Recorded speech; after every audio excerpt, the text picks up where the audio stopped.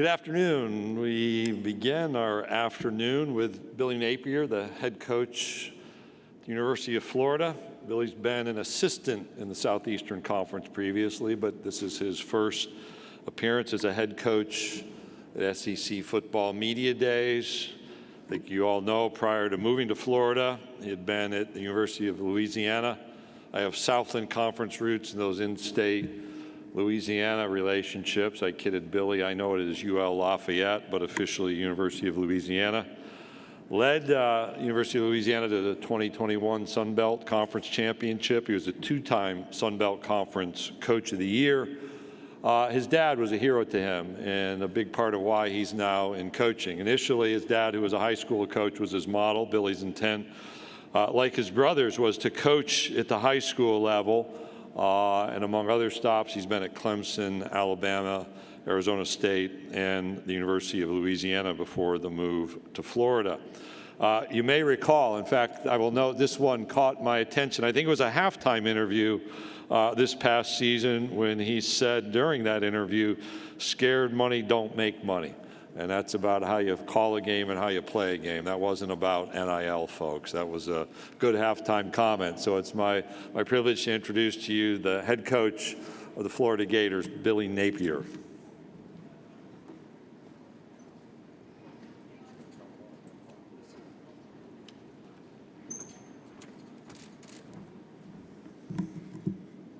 All right. I grew up about 2 hours north of here. And when I was growing up, my dad, anytime he would drop us off, whether it was at elementary school, middle school, to the church, maybe practice for a baseball, whatever the case may be, he would always ask us what our name was, right? We had to say our last name, and then he would say, "Represent," right? Well, today's a great day. Very humbled and honored to be here to represent the University of Florida and all the Gators, right? Throughout the entire world, all across this great country that we live in. You know, more importantly, our team, right? Our players, our staff, our entire organization from top to bottom. You know, one of the great things about the game of football is it requires hundreds of people to have success. Big role, small role, each person has an opportunity to be the difference, right, to make an impact. We're thankful for all the people, each one of those people that contribute to our team. You know, we're 7.5 months into this journey, and I've been very impressed with the leadership at the University of Florida. You know, our president, Dr. Kent Fox, on the university and foundation side, and on the UAA side, Scott Strickland's our athletic director. It's been fun to see their vision, and once on the inside, to see their execution. You know, we have an elite education at the University of Florida. It's a top 5 university. And we also have a championship culture amongst all 21 sports. You know, it's great to be a part of this team and work alongside these people. You know, we're thankful for their belief in our plan. And we're very appreciative of the resources they provided as we begin to take on this great challenge. You know, SEC Media Day is a special day. It means football's right around the corner.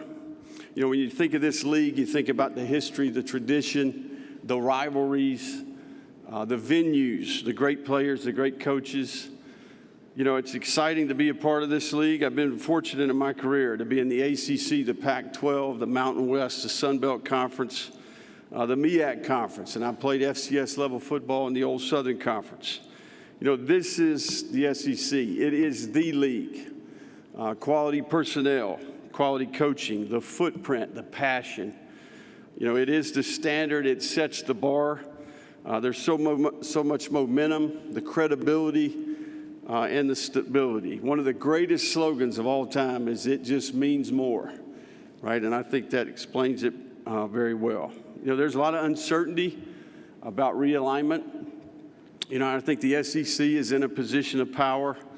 You know, I can't compliment Greg Sankey enough for his leadership. It's one thing to be on the outside looking in. It's another thing to be inside and experience. This is a fantastic organization. He's a special person and an unbelievable leader. the foresight, the wisdom, the integrity, the awareness, right? We're talking about high-level decisions here, and I really believe we're going to look back, and some of these decisions will be historic. We're excited about the player representation that we have here today. Veteran offensive lineman Richard Garage is from Tampa, Florida. He graduated this spring. He's played over 2,000 snaps for the Gators. Our quarterback, Anthony Richardson's here. He's from Gainesville, Florida. And veteran linebacker Ventrell Miller, who's from Lakeland, Florida. He graduates this fall. He's played over 1,500 plays in his career. These players represent our values. They have integrity. They're great teammates. They have discipline in their approach. They give great effort. They're tough, and they believe. And I think that's comes from great preparation. They not only contribute on the field, but they've done a great job off the field as well. This 2022 team that we have is a new team. It's a new year. It's a new set of challenges and opportunities. I think each year and each team is its own entity. I think you got to start over every year. This is a first-year staff at a new place with a new roster. We've got a lot of players and a lot of staff that are learning our way, right? A lot of new roles. There's lots of roles to be determined on our team. We've got a core group of veteran players. We have a big portion of our team we think has ability but is inexperienced and needs to develop. And then we've brought in some young talent, high school, JUCO, and transfer players, about 34 new players overall. I like this group. I think they've got a chip on their shoulder. They're excited about the opportunity to earn some respect. Reality is in college football, 25 to 30% every year you're going to have attrition. And you're always a work in progress, whether it's year 1 or it's year 10. I've been very pleased with the offseason. Each phase, it's the first time we've done it at a new place with a new group of people, and we're learning together. We're currently finishing up week 8 of a 9-week program in the summer. It's important that we finish strong, and that's the focus. We want to try to create momentum for training camp. This group has embraced the work. I'm proud of our team. This team's not scared. They're tough. They love to compete. When you put the ball down, they're about it. And I'm excited about training camp. The next 40 days will be critical. We're going to work hard on developing the personality, the identity of this team, the daily approach, right? The self-discipline, the habit, the choices, focus that's required to be an exceptional player and have an exceptional team, and ultimately build habits. We're excited here as we approach training camp. We're going to move into the Hefner football training facility. It's an $85 million complex. It's 140,000 square feet. And I think if not one of the best, it may be the best in the entire country. And it will help us, as we move forward building the program. We've got a very challenging schedule. Obviously in the SEC East to go along with LSU and A&M as a crossover West opponents. Top 10 Pac-12 champ Utah comes to town for the home opener. And we're on the road at Florida State on a Friday night. It's a 6-day turnaround. And then we play South Florida and Eastern Washington in non-conference play as well. I want you to know we're very appreciative of the media and all the things that you do to contribute to the game, the great stories that you tell, right, about people, about teams, your pen, your keyboard, your lens, your camera, whatever the case may be. This game will teach you a lot if you'll let it, and we're thankful for the stories that you tell about it. Thank you, guys. Any questions? All right, thank you, Coach. If you have a question, raise your hand. Allie, Lexi, and Blake have microphones. We will get a microphone to you. Okay, Coach, we're going to start over here on my left-hand side, about midway back in the green. Good afternoon, Coach. Jacob Goins from ESPN 106.7 in Auburn. What are some of the changes that you are implementing at Florida to make your impact felt as the new head coach? Well, I think the big thing here is that, the game's about the players, and we want to create an organization that has life-changing impact on the players, right? We've put together a great infrastructure that's all about serving the players. We're trying to improve the player experience. We want We firmly believe that better people make better football players. We're committed to improving their character. We're going to prioritize their education.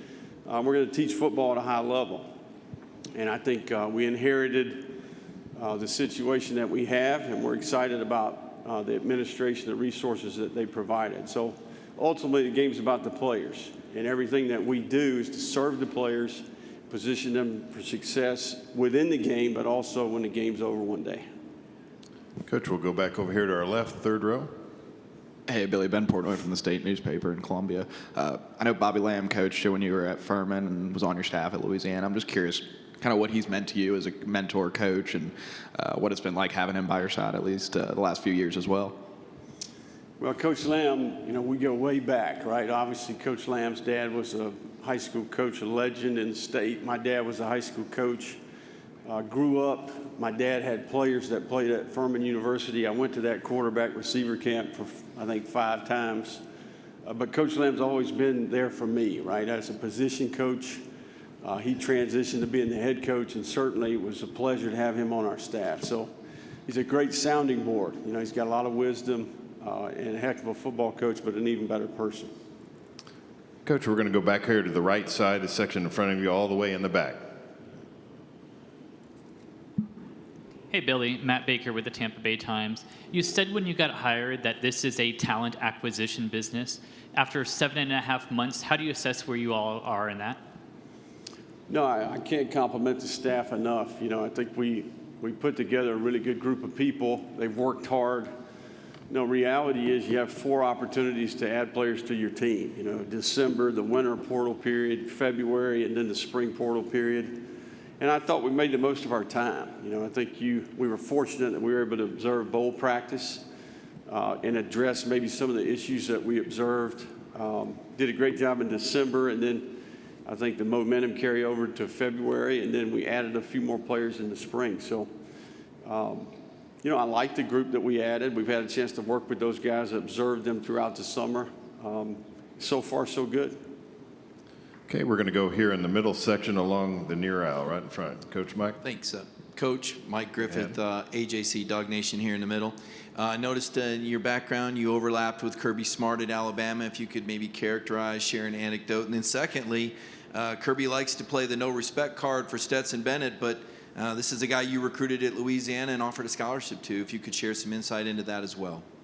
Yeah, nothing but respect for Kirby. The guy's an unbelievable football coach, leader. He's a fantastic person, unbelievable competitor.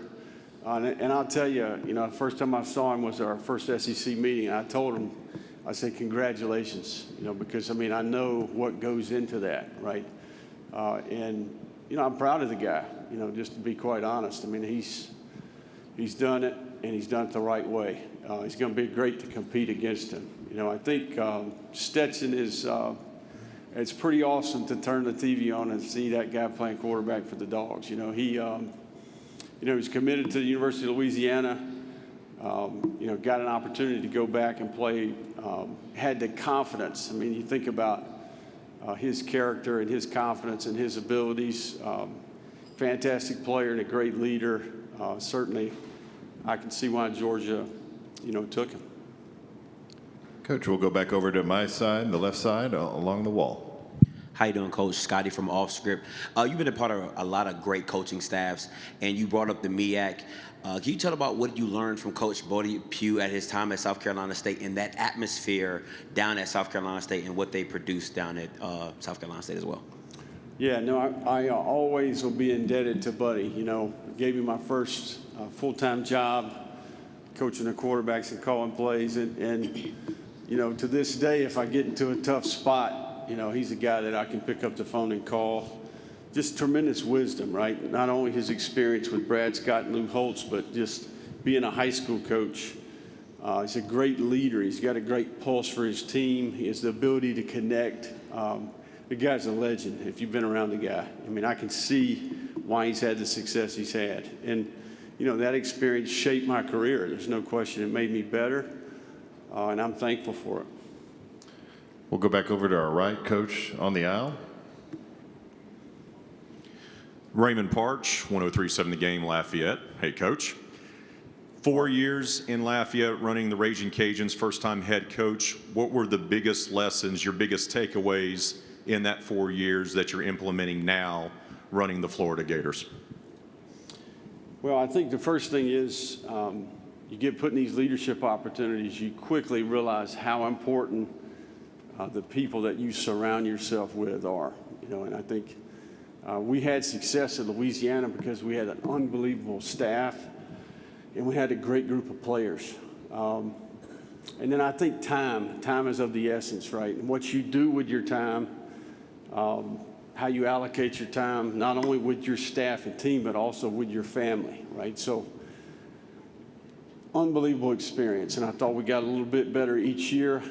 I wouldn't be prepared for this job without that experience. And the people in Lafayette shaped me, made me better. I'm thankful for my time there. Coach, we'll go over here to our right, about 3 rows back on the aisle. Coach Stephen Hargis from the Times Free Press in Chattanooga. Just wondering what you learned from watching your dad's career, how he interacted with his players, his staff, and specifically how he continued to coach throughout his illness. You're trying to get me here today. Dad showed, I think sometimes when adversity strikes, you can choose character or you can choose to compromise, right? Dad did an unbelievable job. Every day he chose character. He relied on his foundation, which was his faith. He was a great example to a lot of people. Even to this day, it's impacted me and a lot of other people too. So thanks for the question. Okay, we'll stay over here on the right side, about halfway back. Allie, if you'll get a microphone, right in front of you. Right there. All right, go ahead. I don't know how I'm going to follow that one up, but Conor Garris, Saturday Down South. You're a coach who's not losing your hair, but you embrace the buzz cut. What's the thought process behind that? It's simple. That's what I would tell you. It takes no time to get ready in the morning. I got a lot of other things to worry about besides my hair. I can promise you that. Coach, we'll go right down here in front of me. Bob? Hey, Billy. Bob Holt, Arkansas Democrat Gazette. Florida obviously is a place, showing you can win national championships, SEC titles. But the last 3 coaches, none of them lasted longer than 4 years, even though they had some success. What makes you feel like you can be like a Steve Spurrier, have a good long run, not end up like these other guys? And then after that, I was wondering if you could talk a little bit about Anthony Richardson, just what you're seeing from him, maybe what you expect from him this season. Yeah, I think timing is important, in every job, right? I mean, these are big decisions, and a lot goes into the research leading up to those decisions. And I think that I've been impressed with the leadership at Florida, right, in terms of their awareness, what's required to be competitive at this level, their investment in the Hebner Center, the resources it took to build this new facility, I think is going to help us in recruiting. It's going to help us acquire players. It's going to help our player experience, right? It's going to help our efficiency as an organization. And they were committed to our vision and our plan, right? I think we're 20% bigger as an organization. We've modernized the approach, but we've got an incredible product. I mean, we have history, we have tradition, we have an elite degree. We have one of the best experiences for scholar athletes in the entire country. And it's been done before, and they're passionate about doing it again, right? And I think they understand maybe why there's been struggle, and I think they're working hard to address those things. But I love a challenge, and this is a challenge. And, I think we can get caught up in all that, or we can see an unbelievable opportunity, and that's exactly what I see. As far as Anthony Richardson's concerned, I've been impressed. I think he's remained humble. He's got a little bit of an edge. I think he wants to prove himself. He's still relatively an inexperienced player. I think he's played 221 plays or something like that. He's completed 33 passes. He has tremendous ability. He's working hard to develop, improve as a person, as a leader. He's working hard to increase his football IQ. His skill is developing, and I think he's prime to have a phenomenal year, but we've got a lot of work to do, right? And I think I told him, I can still remember in the spring game, I could see he had some urgency about him. And I told him, I said, it's important, this energy that you feel right now, you got to bring that and channel that energy each day between now and the next opportunity in the stadium. So we've seen that. You know, our routine for the quarterback is rigorous. He's embraced that, and he's making great strides. So, and I know he's looking forward to the opportunity. Coach, we'll go right in front of you here on the second row. Charles Odom with the Associated Press here in Atlanta. I wanted to ask if you could follow up on your comments about Kirby Smart. As you begin to build your program at Florida, do you see a sizable divide right now between the top and the rest in the conference, or do you see the fact that there have been 3 different national championships won by SEC teams the last 3 years? Does that provide you encouragement that this is more than just a one-team dynasty in the league? Yeah, I mean, I think we're all aware that if you can win your division, if you can win the conference championship here, you can be a national championship contender. The playoff is there. The path, it's been proven, you know, I mean. But to go back to what you're talking about, I think, you know, we're consumed with Florida right now. I mean, we've got a lot of grass to mow, right? And it's our grass, not anybody else's. So, you know, we've got a lot of work to do. When you take over an organization, a team, you quickly get to work on, you know, what are the issues, what are the problems, coming up with really good solutions. You know, it's one day at a time. It's one person at a time, right? And I think that's the approach that we're taking. You know, we'll look up at the end and see where we're at, but right now we got a lot of work to do. It's critical that we stay on task and focus on what we can do to help the Gators get better each and every day. Okay, Coach, we'll go right in front of me, 3 rows back. Drew. Yes, sir. Coach Napier, Drew DeArmond, WZZN Radio, Huntsville, Alabama. I wanted to ask you about a couple of guys that you inherited on your team. One from my area, Jaydn Hill, who's had injuries in high school and at Florida, but looked like he was coming into his own last year as a corner, got hurt early. And Princely Uman Mielen, I hope I got that right. He's somebody that I followed in the recruiting process that I felt like was a great talent, and I wanted to know about his development as a Gator. Yeah, you know, Jaydn, had a chance to get to know Jaydn a little bit. I think I admire Jaydn. You know, I mean, to go what he's gone through from an injury perspective. I think it's important when you're trying to overcome an injury to keep perspective. I think it can benefit you if you have the right approach. You know, it can create toughness. It can create resiliency. And I think we see that it shaped his character, and he's better for it, right? But anytime you get injured, it's a challenge. So Princely's had a really good offseason. You know, I think I admire the work he's done in changing his body. You know, he was one of the really standouts when we got the DEXA scans back from after the 9-week training block in the spring. Really made a ton of progress. Guy did some great things even today, right, in some of the testing. So Princely's primed to have an exceptional year. He's one of those players that doesn't have tremendous experience, but we think has ability and is going to have an opportunity to impact our team.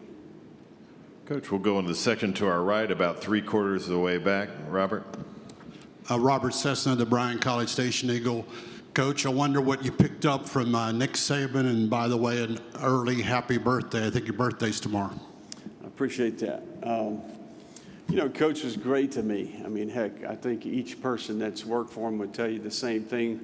You know, he's created opportunities for me because of the things that I learned from him. You know, I admire Coach's consistency. You know, he was unbelievable in his approach. He set the standard. He set the bar relative to the discipline, the work ethic, the focus, the ability to sustain. You know,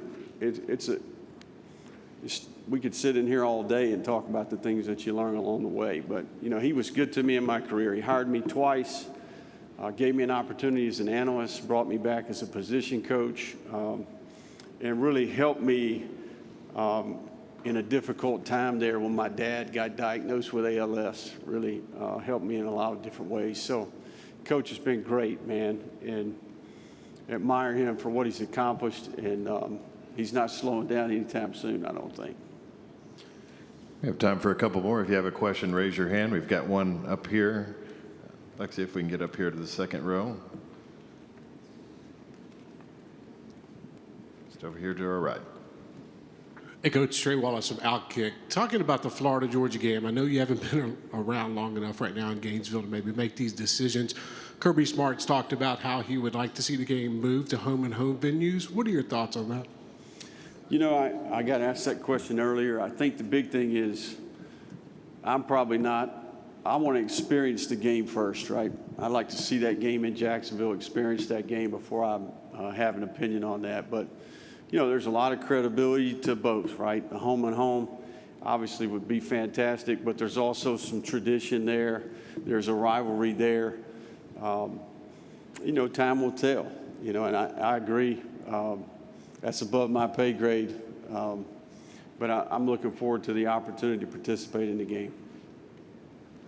Okay, we've got another one back up here. Blake, second row, Bob.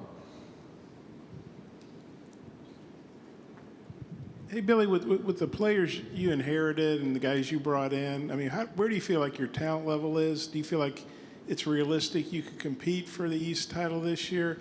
And then talk about how close you and Kirby are. Now you guys are at obviously two programs that don't like each other very much. Does that change your all's relationship, or how do you handle that? Well, I mean, I think a lot of the things that you discussed earlier there to be determined. You know, I talked about it earlier. I like our football team. I like how they've embraced the work. I think they love to compete. I think they're tough. I think we do have a little bit of an edge. You know, I think there's, you know, a sense that, you know, there's respect to be earned, if that makes sense. And I just like the look in the eye that I see. You know, we've got some veteran players that I think have done a really good job, and then we've got a lot of work to do as a coaching staff. You know, I do like the group we brought in, but, you know, year one, new staff, new place, new group of players, new roster. I mean, we're a work in progress. And I would tell you this, every team in the country's got its own set of issues and problems, right? We're all working our way through that.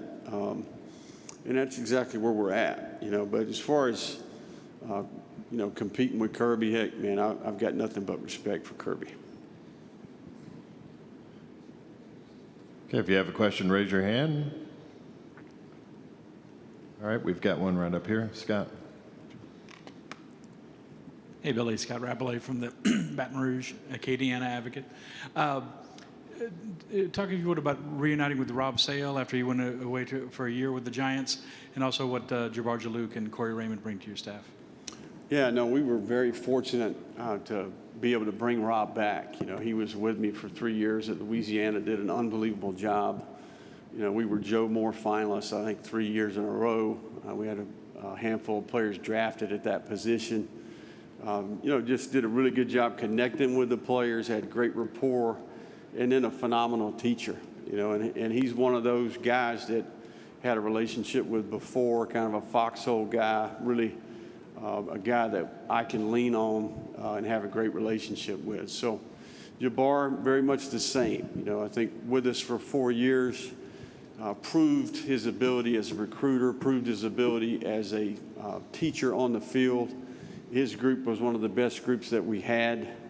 And I think the thing that's impressed me about Jabbar is his ability to mentor not only his group, but to have an effect on the entire roster.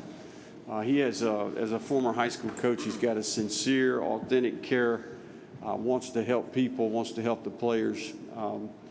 Phenomenal. Corey, obviously first time working with Corey, but, you know, just a really savvy veteran, you know, never hits the panic button, you know, always focused, always, you know, on the task at hand. Very good developer and teacher. I mean, you think about the track record. I think he's had 16 defensive backs drafted. Still to this day has great relationships with all those players. And, you know, Corey and I go way back. You know, when I was coaching receivers at Alabama, you know, there was a lot of battles and some really big games. So I used to watch his group in pregame, and you could just tell right away the guy's a phenomenal teacher and a great coach, and he's proved to be the same for the Gators. Hey, Coach, we'll take one final question right in front of me, 3 rows back. Hey, Coach, I'm Kobe Serene with Bulldog Illustrated. You know, the whole nation's looking at the state of Florida in terms of recruiting. So as the new head coach, I was just wondering what you'd be doing to keep those kids home. Yeah, it's a great question. You know, I do think, you know, our philosophy is to take an inside-out approach in recruiting. I think it's critical that you start at home base and work your way out. The state of Florida has 275 Division I football players each year on average, right? I think that's a 5-year sample. So it's critical that we have a great evaluation process. I can't compliment our personnel department enough in their approach. And then we do a great job when we do get opportunities on campus to build relationships, to show our product. And I think that's one of the things I'm excited about. We have a phenomenal product. And I think as we grow as a staff, we're going to get better at presenting that product and learning more about the University of Florida. But keeping the best players in the state at home is going to be critical. And the good thing is there's a lot of them to go around, and we're going to stick to our plan, inside out, evaluate, recruit, and once they arrive, we're going to work hard on developing them as people, as students, and as football players. Coach Napier, thank you for your time this afternoon. Thank you.